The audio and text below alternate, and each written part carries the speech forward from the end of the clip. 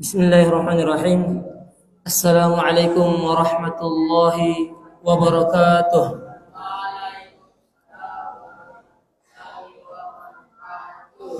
Innal hamdalillah nahmaduhu wa nasta'inuhu wa nastaghfiruh wa na'udzu billahi min shururi anfusina wa min sayyiati a'malina. May yahdihillahu fala mudilla lahu wa may yudlilhu fala hadiya lahu. وأشهد أن لا إله إلا الله وحده لا شريك له وأشهد أن محمدا عبده ورسوله. قال الله تعالى في كتابه الكريم: يا أيها الذين آمنوا اتقوا الله حق تقاته ولا تموتن إلا وأنتم مسلمون.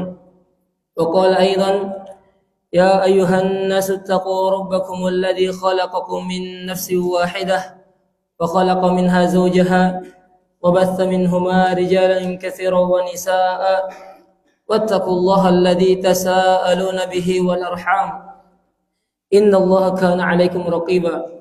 وقال أيضا: يا أيها الناس اتقوا ربكم يا أيها الذين آمنوا اتقوا الله وقولوا قولا سديدا يصلح لكم أعمالكم ويغفر لكم ذنوبكم ومن يطع الله ورسوله فقد فاز فوزا عظيما. أما بعد فإن أصدق الحديث كتاب الله وخير الهدي هدي محمد صلى الله عليه وسلم وشر الأمور محدثاتها فإن كل محدثة بدعة وكل بدعة ضلالة وكل ضلالة في النار. معاشر المسلمين jamaah salat maghrib yang semoga senantiasa dirahmati dan diberkati oleh Allah Subhanahu wa taala. Alhamdulillah, kita bersyukur kepada Allah Subhanahu wa taala pada hari ini kembali kita berkumpul di masjid yang penuh berkah ini untuk sama-sama duduk mendengarkan hadis Nabi sallallahu alaihi wasallam. Dan Allah Subhanahu wa taala senantiasa memberikan nikmat demi nikmatnya kepada kita. Di antaranya dua nikmat yang sangat penting akan tetapi banyak dilalaikan oleh manusia adalah nikmat kesehatan dan waktu luang. Banyak manusia tatkala diberi kesehatan oleh Allah Subhanahu wa taala, ia lalai untuk memanfaatkan kesehatannya melaksanakan ketaatan kebaikan. Dan banyak orang juga dia lalai memanfaatkan waktu luangnya. Tatkala dia memiliki waktu luang, ia tidak memanfaatkan waktu luangnya untuk melaksanakan kebaikan, untuk duduk di majelis ilmu misalnya.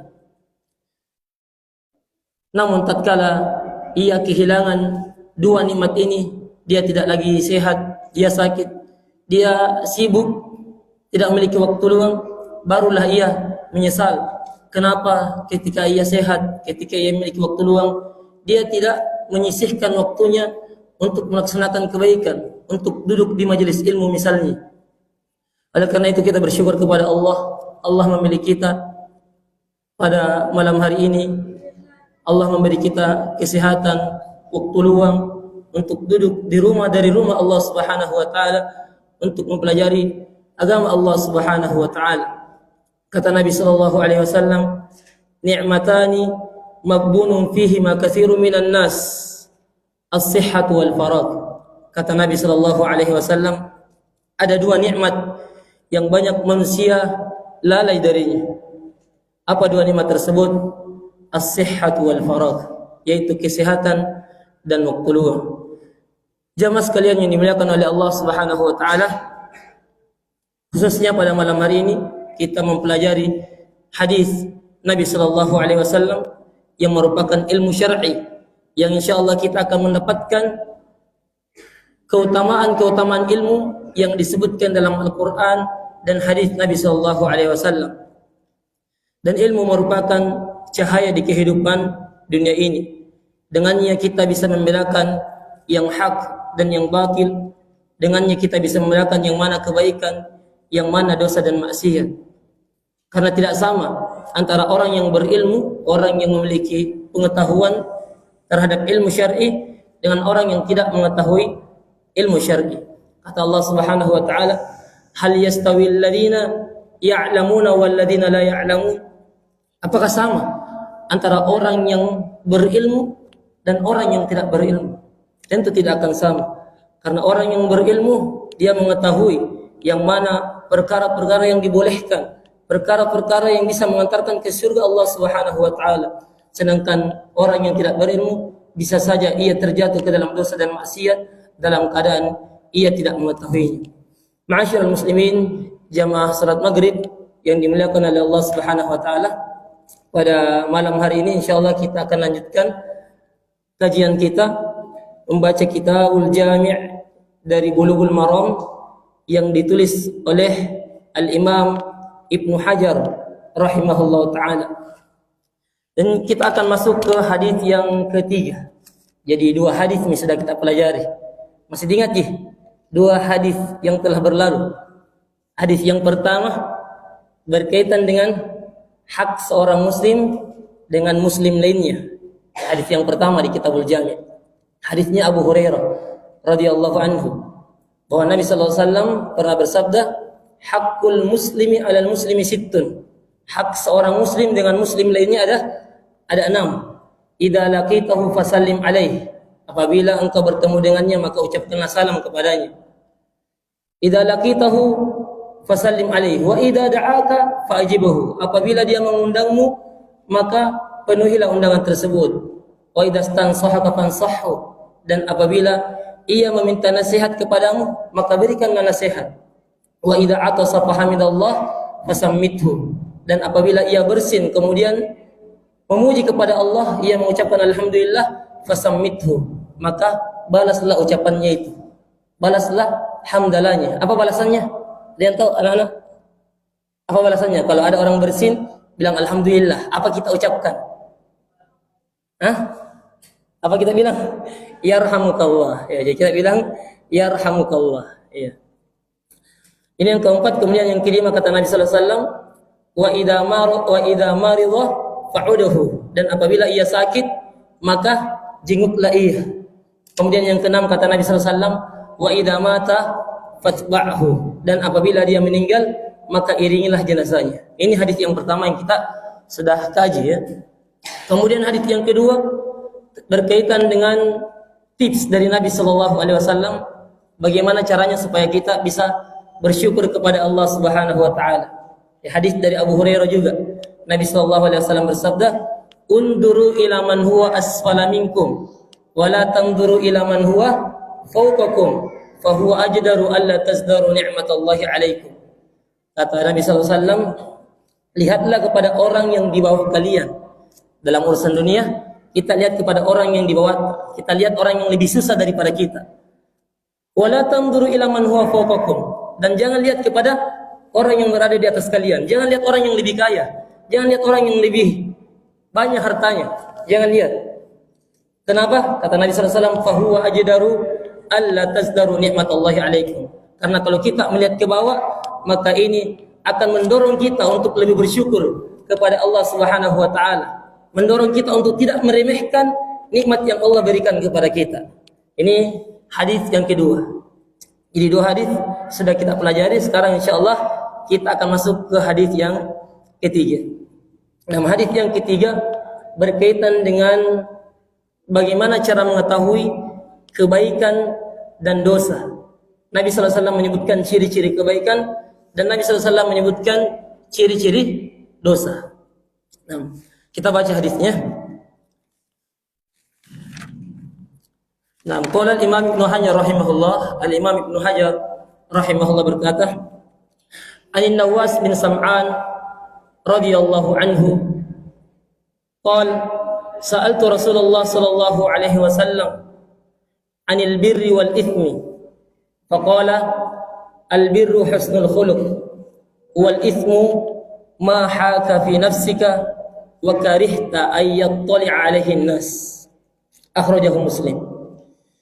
Kata Imam Ibnu Hajar dari An-Nawas bin Sam'an radhiyallahu anhu, beliau berkata, "Sa'altu Rasulullah sallallahu alaihi wasallam." Saya bertanya kepada Rasulullah sallallahu alaihi wasallam. Apa yang beliau tanyakan? anil birri wal ithmi, tentang kebaikan dan dosa. Dua hal yang beliau tanyakan. Faqala Rasulullah sallallahu alaihi wasallam, kemudian Rasulullah sallallahu alaihi wasallam menjawab, al birru husnul khuluq. Kebaikan adalah akhlak yang mulia. Kebaikan adalah akhlak yang mulia. Wal ithmu ma haka fi nafsika wa karihta ayyattali alaihi nas. Dan dosa adalah apa yang menggelisahkan dadamu, apa yang membuat sesak dadamu, wa karihta, dan engkau benci ayyattali alaihi nas, apabila manusia mengetahui hal tersebut ada pada dirimu. Hadis ini diriwayatkan oleh Imam Muslim rahimahullah taala. Nah, sekarang kita syarah, kita jelaskan kata per kata yang ada di dalam hadis ini. Jadi hadis ini dari sahabat yang mulia, ya, namanya adalah An-Nawas bin Sam'an, ya, An-Nawas bin Sam'an. Kata para ulama, Sam'an ini bisa dibaca dengan dua cara. Bisa difathahkan huruf sinnya, bisa juga dikasrahkan huruf sinnya. Kalau fathah dibaca Sam'an, kalau kasrah dibaca Sim'an. Ya, dua bacaan. Ini juga disebutkan oleh Syekh Sulaiman Ar-Ruhaili ketika menjelaskan hadis ini. Jadi bisa dibaca Sam'an, bisa dibaca Sim'an, bisa dibaca Anin Nawas bin Sam'an, bisa juga Anin Nawas bin Sim'an.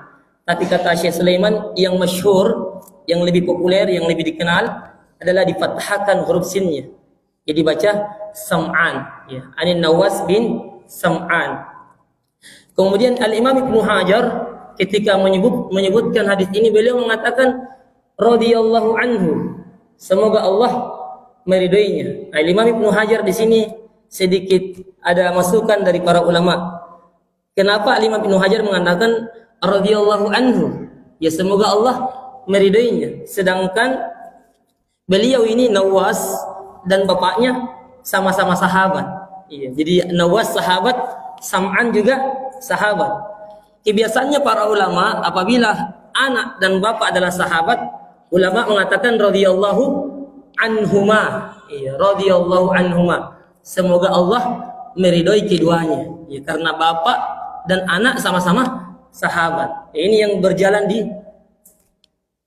kalangan ulama ketika menyebutkan sahabat yang anaknya dan bapaknya adalah sahabat. Ya, kita katakan radhiyallahu anhuma. Semoga Allah meridai keduanya. Ya, karena para sahabat telah diridai oleh Allah Subhanahu wa taala. Sebagaimana dalam Al-Qur'an, radhiyallahu anhum wa radu anhu. Allah ridho kepada mereka, kepada para sahabat, dan mereka pun para sahabat ridho kepada Allah Subhanahu wa taala. Dan inilah yang kita cari di kehidupan dunia ini. Bagaimana kita diridhoi oleh Allah Subhanahu wa taala. Meskipun manusia mencela kita, kalau Allah ridho kepada kita, maka celaannya manusia ini tidak akan membahayakan kita. Sebaliknya juga, kalau misalnya Allah Subhanahu wa taala mencela kita, maka pujiannya manusia, ridhonya manusia itu tidak akan bermanfaat untuk kita. Maka carilah ridho Allah Subhanahu wa taala di kehidupan dunia ini. Nah, kata Al-Imam Ibnu Hajar rahimahullah, Anin Nawas bin Sam'an radhiyallahu anhu, beliau berkata, Sa'altu Rasulullah sallallahu alaihi wasallam. Jadi An-Nawas bin Sam'an berkata, Sa'altu, saya bertanya. Jadi beliau ini yang bertanya kepada Nabi sallallahu alaihi wasallam, bukan langsung Nabi sampaikan kepada beliau, tapi beliau yang bertanya kepada Nabi. Sa'altu Rasulullah sallallahu alaihi wasallam. Saya bertanya kepada Rasulullah sallallahu alaihi wasallam. Dari sini kita bisa mengambil faedah bahwasanya salah satu cara ilmu itu sampai kepada kita dengan bertanya kepada orang yang berilmu. Ya, jadi kalau lihat ke orang yang berilmu, kita tanyakan kepadanya tentang kebaikan agar orang yang berilmu memberitahu kepada kita mana kebaikan tersebut, kemudian kita lakukan. Iya, betapa banyak faedah, ya, faedah yang dituliskan oleh para ulama yang asalnya adalah pertanyaan. Ya, asalnya adalah pertanyaan. Misalnya Al-Imam Ibnul Qayyim rahimahullah, Ibnul Qayyim ini ulama yang mutakhassis, ya, pakar di dalam Tazkiyatun Nufus, dalam kesucian jiwa, Al-Imam Ibnul Qayyim. Al-Imam Ibnul Qayyim ini memiliki buku yang judulnya Ad-Da wad-Dawa, Ad-Da wad-Dawa, penyakit dan obatnya. Apa alasannya? Kenapa beliau bisa menulis buku ini? Ternyata alasannya karena ada orang yang bertanya kepada beliau tentang seorang yang selalu terjatuh ke dalam dosa dan maksiat, dalam keadaan dia sadar bahwasanya ini dosa dan maksiat yang dilakukan. Dia sadar dia lakukan maksiat, kemudian sadar bertobat, kemudian terjatuh lagi. Begitu terus. Kemudian bertanya kepada Ibnul Qayyim, apa obatnya? Kemudian Imam Ibnul Qayyim menulis buku. Beliau menjawab pertanyaan ini dengan menulis buku. Satu buku beliau tulis, subhanallah. Beliau tulis apa? Ad-Da wad-Dawa, penyakit dan obatnya. Karena memang pertanyaan ini salah satu cara untuk sampai ilmu kepada kita. Al-Imam Az-Zuhri mengatakan, "Inna ma hadzal ilm khazain wa miftahuha al-mas'alah." Kata Al-Imam Az-Zuhri rahimahullah, sesungguhnya ilmu ini adalah perbendaharaan yang ada di dalam lemari. Wa miftahuha, dan kuncinya adalah al-mas'alah, adalah bertanya. Jadi kalau kita bertanya, insya Allah kita akan mendapatkan faedah, kita akan mendapatkan ilmu. Dan Imam Ibnul Qayyim mengatakan segala sesuatu itu ada kuncinya. Misalnya surga, ada kuncinya. Apa kuncinya surga? Anak-anak ada yang tahu? Apa kunci surga? Kunci surga itu kalimatut tauhid. Kalimat tauhid, la ilaha illallah. Ini kunci surga. Kalau orang kafir, dia kan tidak mengatakan la ilaha illallah, tidak yakin dengan la ilaha illallah, maka orang kafir tidak akan masuk ke dalam surga, tidak akan dibukakan pintu surga untuknya. Kenapa? Karena tidak ada kuncinya. Karena tidak ada kuncinya. Salat misalnya, salat juga ada kuncinya. Apa kuncinya salat? Berwudu, berwudu, bertaharah, bersuci. Kalau ada orang salat tanpa berwudu, maka salatnya tidak diterima. Kenapa? Karena tidak ada kuncinya. Tidak ada kuncinya. Begitu pula ilmu. Kata Imam Ibnul Qayyim, kalau ilmu di antara kuncinya adalah bertanya. Jadi kita bertanya kepada orang yang berilmu, kemudian orang yang berilmu menjelaskan kepada kita ilmu yang kita inginkan. Kemudian kata An-Nawas bin Sam'an radhiyallahu anhu, sa'altu Rasulullah sallallahu alaihi wasallam, saya bertanya kepada Rasulullah sallallahu alaihi wasallam, anil birri wal ithmi. Saya bertanya kepada Nabi tentang albir, tentang kebaikan, wal ithmi, dan tentang dosa. Jadi dua hal beliau tanyakan. Bukan hanya kebaikan, tapi dosa juga beliau tanyakan. Jadi penting juga kita mengetahui kebaikan, dan penting juga kita mengetahui keburukan. Jadi bukan hanya kebaikan-kebaikan terus kita tanyakan, tapi kita juga perlu mempertanyakan yang mana ini keburukan-keburukan. Tujuannya apa? Supaya kita bisa mengetahui keburukan, kemudian kita meninggalkannya. Karena bisa jadi kalau kita tidak tahu keburukan, kita terjatuh ke dalam keburukan dalam keadaan kita tidak sadar. Kita tidak tahu, salah ini baik. Karena tidak ada ilmu. Misalnya, ada orang yang takut sama Patana Parasangan misalnya. Dia takut sama Patana Parasangan, kemudian dia menyembelih ayam untuk Patana Parasangan. Menyembelih ayam hitam. Karena takut sama Patana Parasangan. Dia tidak tahu bahwasanya menyembelih kepada selain Allah ini adalah kesyirikan. Tidak boleh kita menyembelih kepada selain Allah. Sebagaimana dalam Al-Quran, inna salati wa nusuki wa mahyaya wa mamati lillahi rabbil alamin. Sesungguhnya salatku, sembelihanku, hidupku dan matiku hanya untuk Allah, Tuhan semesta alam. Karena tapi dia tidak tahu bahwasanya menyembelih untuk selain Allah dilarang adalah kesyirikan, sehingga ia terjatuh ke dalam kesyirikan tersebut dalam keadaan dia tidak menyadarinya. Jadi kata penyair, araftu syarr la lisyarr walakin litawaqqih, faman la ya'rifu syarra minal khair yaqa'u fihi. Kata seorang penyair, saya mengetahui keburukan bukan untuk melakukannya. Saya tahu keburukan, saya tahu dosa bukan untuk saya lakukan. walakin litawaqih, supaya saya menjauhinya, supaya saya meninggalkan keburukan tersebut. Faman la ya'rifu syarra minal khair, barang siapa yang tidak mengetahui keburukan dari kebaikan, yaqa fi, dia akan terjatuh ke dalam keburukan. Jadi penting untuk kita mengetahui kebaikan dan mengetahui keburukan. Sebagaimana di sini An-Nawas bin Sam'an radhiyallahu anhuma tidak hanya bertanya tentang kebaikan, tapi beliau juga bertanya tentang keburukan. Beliau bertanya tentang kebaikan dan dosa. Kemudian Nabi Shallallahu Alaihi Wasallam menjelaskan apa itu kebaikan dan apa itu dosa. Nabi Shallallahu Alaihi Wasallam mengatakan, al-birru husnul khuluq. Al-bir, kebaikan adalah husnul khuluq, adalah akhlak yang mulia. Ya. Jadi kata albir ya, dalam bahasa Arab itu mencakup segala jenis kebaikan. Semua jenis kebaikan itu masuk di dalam kata albir. Baik itu amalan zahir, amalan yang nampak, amalan anggota badan, atau amalan yang batin, amalan hati, ikhlas, ya, berharap kepada Allah, takut kepada Allah. Ini semua masuk ke dalam lingkup kebaikan. Baik itu berkaitan juga dengan harta, ya, berkaitan dengan sedekah, infak, zakat. Ini juga masuk dalam kata albir. Jadi albir ini adalah lafaz yang umum yang menunjukkan semua jenis kebaikan. Kata Syekhul Islam Ibnu Taimiyah, albir idza utliqa tanawala jami'a ma amara Allah bih. Kata Syekhul Islam Ibnu Taimiyah, kata albir ini apabila dimutlakkan maka dia mencakup semua perintah yang Allah Subhanahu wa taala perintahkan. Baik itu amalan zahir, amalan batin, ibadah badan atau ibadah harta, semuanya masuk di dalam kata albir. Akan tetapi di sini Nabi sallallahu alaihi wasallam mengatakan albirru husnul khuluq. Kebaikan adalah akhlak yang mulia. Kenapa Nabi mengatakan kebaikan adalah akhlak yang mulia? Padahal ini kan banyak di kebaikan.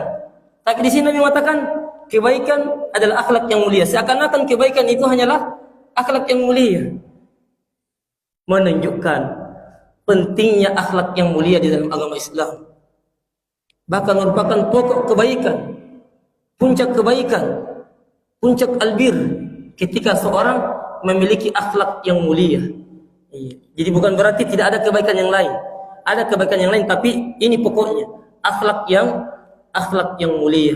Ini sama dengan perkataannya Nabi sallallahu alaihi wasallam, al-hajju arafah. Jadi pernah Nabi mengatakan al-hajju arafah. Haji itu adalah wukuf di Arafah. Apakah amalan haji hanya wukuf di Arafah? Tidak, ada amalan yang lain. Ada ihram, ada tawaf, ada sa'i, ada mabit di Musdalifah, ya, ada lempar jumrah, banyak amalan haji. Tapi Nabi mengatakan al-hajju arafah. Haji adalah wukuf di Arafah. Kenapa kira-kira? Karena pentingnya wukuf di Arafah ini, yang menunjukkan wukuf di Arafah adalah amalan yang paling afdal dalam ibadah haji. Ya, sama di hadis ini Nabi sallallahu alaihi wasallam mengatakan albirru husnul khuluq. Kebaikan adalah akhlak yang mulia. Ya, karena akhlak yang mulia ini jemaah memiliki keutamaan yang sangat besar di dalam agama Islam. Kata Nabi sallallahu alaihi wasallam, ma asqalu fi mizanil mu'min yaumal qiyamah min husnil khuluq. Ma min syai'in asqalu fi mizanil mu'min yaumal qiyamah min husnil khuluq. Kata Nabi sallallahu alaihi wasallam, tidak ada sesuatu pun yang lebih berat di hari kiamat pada timbangan seorang muslim dibanding akhlak yang mulia. Jadi akhlak yang mulia ini memiliki timbangan yang sangat berat di hari kiamat. Bisa jadi kita puasanya tidak banyak puasa sunnah tak, salat sunnah tidak banyak puasa sunnah tak, akan tetapi akhlak adalah akhlak yang baik. Bisa jadi Allah Subhanahu wa taala memberatkan timbangan kebaikan kita dengan akhlak yang kita miliki, akhlak baik yang kita miliki. Dan Nabi sallallahu alaihi wasallam memang pernah mengatakan, innar rajula bi husni khuluqihi la yudriku darajatas shaimil qa'im. Kata Nabi sallallahu alaihi wasallam, sesungguhnya seorang dengan akhlaknya yang mulia, dengan akhlak baiknya, itu bisa mencapai derajat orang yang suka puasa sunnah orang yang suka sholat sunnah. Jadi ada orang tidak suka ibadah sunnah, tidak suka sholat sunnah, akan tetapi akhlaknya adalah akhlak yang mulia.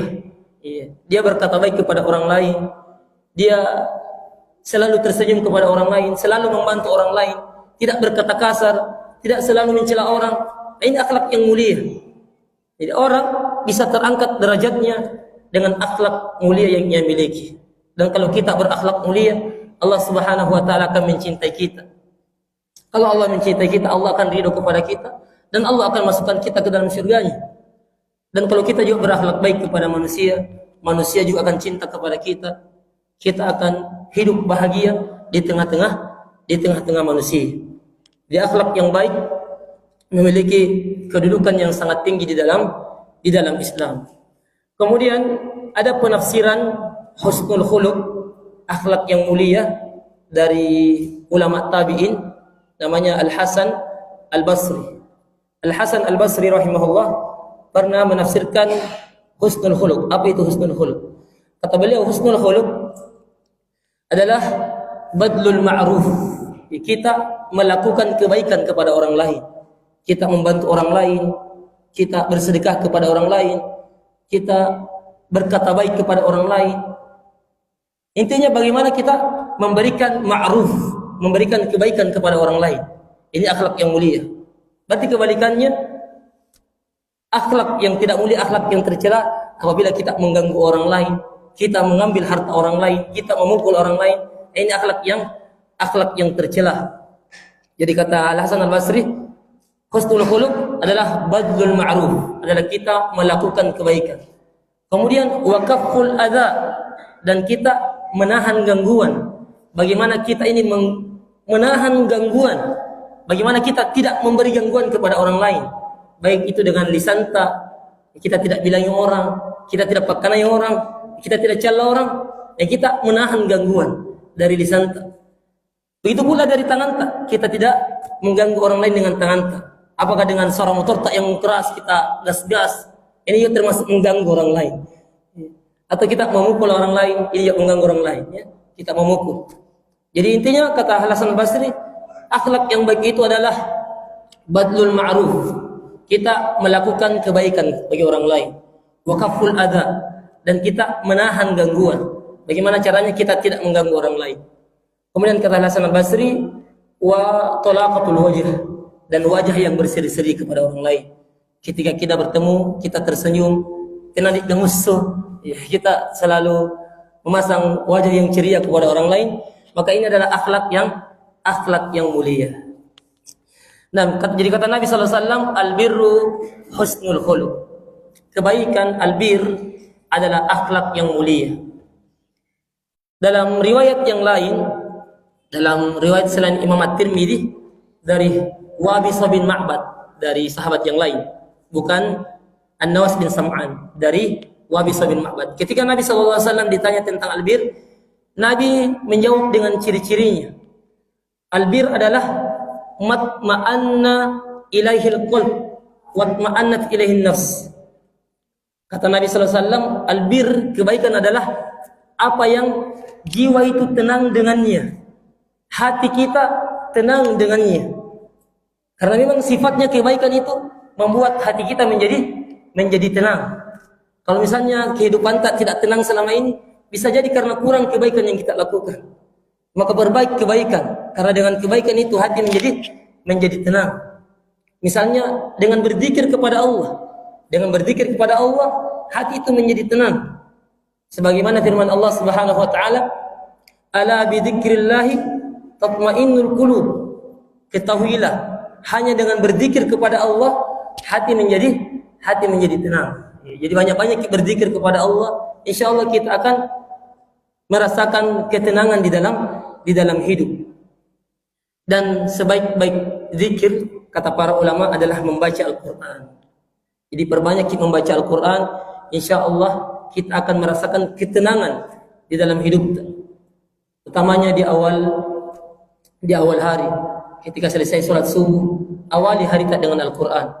Awali hari kita dengan Al-Quran, insyaallah Allah akan memberkahi sisa hari kita.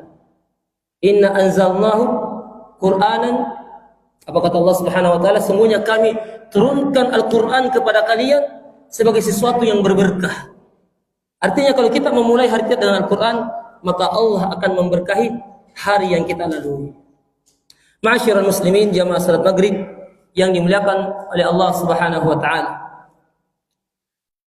Kemudian kata Nabi sallallahu alaihi wasallam menafsirkan dosa. Jadi tadi Nabi SAW menafsirkan kebaikan.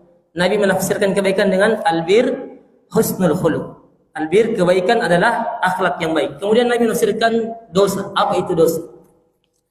Kata Nabi SAW, wal ithmu, dan dosa adalah ma haka fi nafsik wa karihta ay yattali'a alaihi nas. Dan dosa adalah apa yang menggelisahkan hatimu. Ketika kita merasa gelisah, maka itu adalah ciri-ciri dosa. Kita tidak tenang dengan perbuatan tersebut, ciri-ciri dosa. Ciri yang pertama, kita merasa gelisah dengan perbuatan tersebut. Kemudian ciri yang kedua kata Nabi sallallahu alaihi wasallam, wa karihta ayyat qali alaihi nas, dan kamu tidak suka apabila manusia mengetahui hal tersebut padamu. Jadi ini dua ciri-ciri dosa yang disebutkan oleh Nabi. Yang pertama apa? Ma haka fi sadrihi, apa yang terasa sesak di dadamu. Kemudian yang kedua, wa karihta ayyat qali alaihi nas, dan engkau tidak suka apabila manusia mengetahui. Ini dua barometer dosa dari Nabi sallallahu alaihi wasallam. Asalnya kita mengetahui ini dosa, ini bukan dosa, itu dengan Al-Qur'an dan Sunnah. Ya, apa yang disebutkan Al-Qur'an kebaikan, maka itu adalah kebaikan. Apa yang disebutkan oleh Al-Qur'an dosa, maka itu adalah dosa. Begitu pula apa yang disebutkan dalam hadis adalah kebaikan, itu kebaikan, dan apa yang disebutkan dalam hadis itu adalah dosa, maka itu adalah dosa. Jadi ini asalnya kita mengetahui dosa dengan Al-Qur'an dan Sunnah. Tapi ada kalanya kita ragu, ya? Kita tidak mengetahui dalil dari Al-Qur'an dan Sunnah, apakah ini dosa atau tidak. Maka caranya, biasa kita begitu ragu, terjatuh ke dalam syubhat, terjatuh ke dalam perkara yang samar-samar. Kita tidak tahu hukumnya, kita tidak tahu dalilnya dari Al-Qur'an dan hadis. Apakah ini perbuatan dosa atau bukan, Maka kata Nabi SAW, perhatikan dua barometer ini. Apakah ketika kamu melakukan perkara tersebut, hatimu terasa sesak? Kamu gelisah dengan perbuatan tersebut? Kalau tidak gelisah aman-aman, kita merasa tenang, maka insya Allah bukan dosa. Kemudian yang kedua, apa kita malu apabila manusia mengetahuinya? Kalau tidak gelisah dan tidak malu, insya Allah bukan dosa. Tapi kalau kita merasa sesak, tidak tenang dengan perbuatan tersebut, dan kita malu apabila manusia mengetahuinya, maka itu adalah ciri-ciri dosa. Ciri-ciri dosa. Jadi ini penafsiran dari Nabi sallallahu alaihi wasallam. Karena dosa itu jamaah memang menggelisahkan hati seorang muslim. Bagaimana mungkin seorang muslim tidak gelisah dengan dosa yang ia lakukan? Ia tahu bahwasanya Allah mengetahui perbuatan dosa tersebut, dan Allah akan membalas dosa yang ia lakukan di hari kiamat kelak. Tentu ini membuat gelisah hati seorang muslim. Bagaimanapun kecilnya dosa itu, Allah pasti akan memperlihatkan kepada kita. Sebagaimana di dalam Al-Quran, dalam surah Az-Zalzalah, Allah Subhanahu wa taala berfirman, "Faman ya'mal mithqala dzarratin khairan yarah, wa man ya'mal mithqala dzarratin syarran yarah." Barang siapa yang melakukan kebaikan meskipun hanya seberat biji darah, maka pasti dia akan melihatnya. Dan barang siapa yang melakukan dosa meskipun hanya seberat biji darah, maka pasti dia akan melihatnya. Jadi ini pasti akan menggelisahkan hati seorang muslim. Gelisah kalau kita melakukan dosa. Karena dosa itu akan dibalas. Wa jazaa'u sayyi'atin sayyi'atun mimithliha. Dan balasan dosa adalah dosa yang semisalnya. Kalau kita menyusahkan orang lain di kehidupan dunia, maka Allah juga akan susahkan kita. Allah akan susahkan juga kehidupan kita. Kemudian kita malu apabila kita melakukan dosa tersebut. Karena ini akan menjatuhkan kehormatan kita sebagai seorang muslim. Ternyata kita adalah pelaku dosa. Diketahui oleh orang, kita malu. Terlebih lagi apabila seorang penceramah, seorang pengajar melakukan dosa dan maksiat, ini akan membuat malu dirinya apabila diketahui orang lain. Karena dia yang memerintahkan kepada yang ma'ruf, dia yang melarang dari kemungkaran, sedangkan dia yang melakukannya. Ini akan membuat dia malu. Bahkan diancam di hari kiamat orang yang seperti ini akan berputar-putar dia pada hari kiamat dalam keadaan ususnya terurai, dan penduduk neraka berkumpul padanya. Kenapa kamu ini, wahai Ustaz, wahai fulan? Dahulu kamu merintahkan kami kepada yang ma'ruf, kamu melarang kami dari yang mungkar.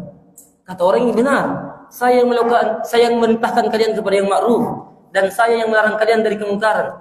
Akan tetapi saya tidak melakukan kebaikan tersebut, dan justru saya melakukan keburukan tersebut.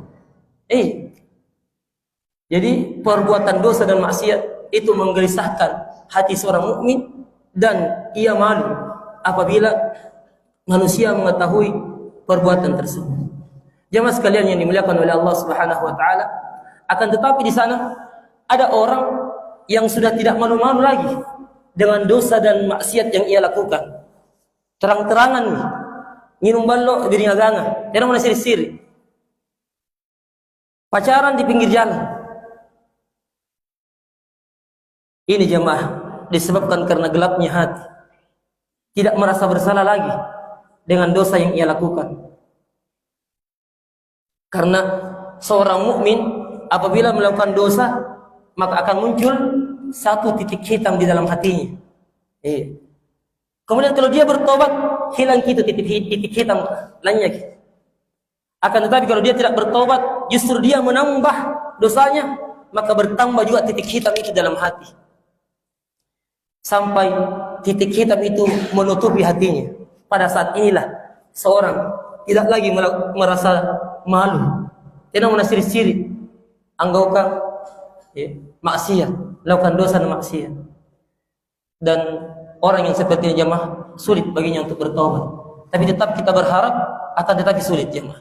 Kata Nabi SAW, kul ummati mu'afan, semua umatku itu akan diampuni oleh Allah Subhanahu wa taala, illal mujahirin, kecuali orang yang terang-terangan di dalam bermaksiat.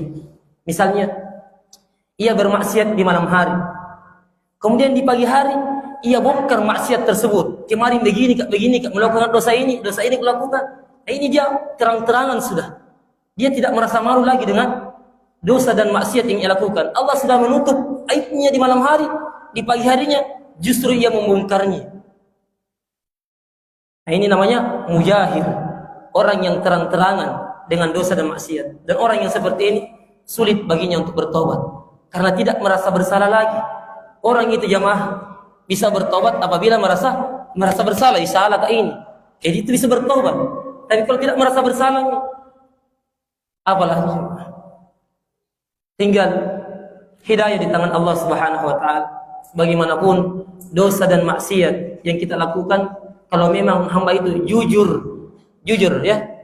bertobat kepada Allah, maka pasti Allah Subhanahu wa taala akan mengampuni dosa dan maksiat bagaimanapun besarnya. Seberapapun kita mengulangi dosa itu, betapapun besarnya dosa itu, kalau jujur dia mau bertobat kepada Allah, pasti Allah akan ampuni. Kata Allah Subhanahu wa taala, "Qul ya ibadiyalladzina asrafu ala anfusihim la taqnatu min rahmatillah, innallaha yaghfiru dzunuba jami'a, innahu huwal ghafurur rahim."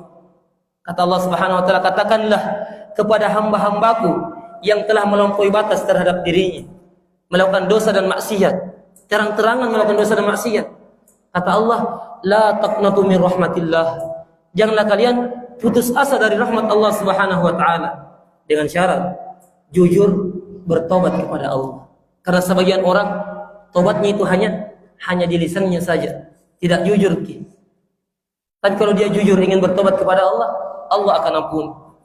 Innallaha yaghfiru dzunuba jami'a, sesungguhnya Allah Subhanahu wa taala mengampuni dosa seluruhnya. Innahu huwal ghafurur rahim, sesungguhnya Allah Maha Pengampun lagi Maha Penyayang. Ma'asyiral muslimin, jamaah salat maghrib yang dimuliakan oleh Allah Subhanahu wa taala. Jadi ini hadis dari Nabi Shallallahu Alaihi Wasallam tentang kebaikan dan keburukan. Khulasahnya, kesimpulannya, kebaikan itu adalah akhlak yang baik. Ya, kebaikan adalah akhlak yang mulia. Bagaimana kita berakhlak kepada orang lain dengan akhlak yang mulia. Kemudian dosa itu adalah apa yang menggelisahkan di hati kita, ya, apa yang menggelisahkan di hati dan kita benci apabila manusia mengetahuinya. Pertanyaannya, apakah semua yang kita benci apabila manusia mengetahuinya adalah dosa? Setiap ada sesuatu kita benci, kita tidak suka apabila manusia tahu.